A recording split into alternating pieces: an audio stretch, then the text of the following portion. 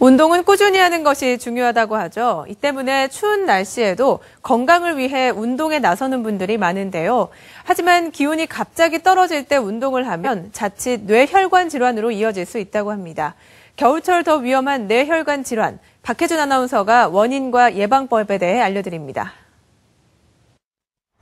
살을 애는 듯한 강추위지만 운동에 여념이 없습니다. 매서운 바람까지 부는 한겨울철에는 장갑과 마스크는 필수인데요. 하지만 무작정 운동에 나섰다가 뇌혈관 질환으로 이어지는 경우가 많습니다. 어떤 일정한 그 계절에 맞게 세팅이 돼 있다가 동맥경화라든지 그런 게 있으신 분들은 이 심박수의 증가라든지 혈압의 증가를 잘 부담을 이기지 못하시기 때문에 그때 혈관이 터지거나 막히는 쪽이 많이 오지 않은가 그렇게 생각하고 있습니다. 45살 김모 씨는 어지러운 증세를 보여 병원을 찾았습니다. 발음이 꼬이면서 손에 힘이 빠지고 눈앞이 캄캄해졌습니다.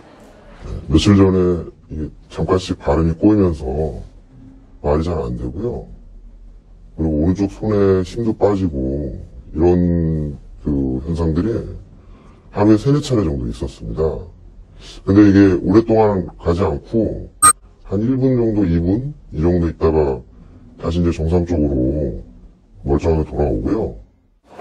뇌혈관 질환하면 보통 60, 70대 주로 발병하는 질환으로 알려져 있지만 최근에는 30, 40대 젊은 환자들도 크게 늘고 있습니다. 과도한 스트레스와 흡연, 음주 등이 주된 원인입니다. 특히 연말을 맞아 반복되는 회식 자리는 젊은 사람들의 뇌혈관 질환을 부추기는 가장 큰 요인입니다. 어떤 순간에 올라가는 스트레스, 그때 또 그 스트레스를 이기기 위해서 시행되는 음주나 흡연, 또 연일 계속되는 회식도 무슨 근무의 연속이라고 우리나라는 그 회식에 대한 그게 상당히 한데 이게 아주 젊은 사람들의 심뇌혈관 질환을 급증시키는 하나의 요인으로 생각되고 있습니다. 흔히 불리는 뇌졸중과 뇌혈관 질환은 같은 질환입니다. 이 가운데 뇌혈관이 터지면 뇌출혈, 막히면 뇌경색으로 불립니다. 고혈압이나 동맥경화, 당뇨, 고지혈증 등을 앓고 있다가 악화됩니다. 뇌혈관에 이상이 생기면 언어장애를 보이거나 몸에 힘이 빠집니다.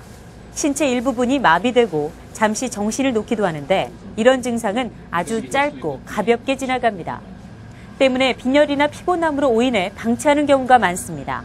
이거는 뇌 안으로 피가 지나가는 절대량이 있는데 그만큼 피가 살짝 내려갔다가 다시 정상치로 올라왔을 때 증상이 100% 호전되기 때문에 이 짧은 기간 동안 왔다가 놓치고 지나갈 수가 있어요.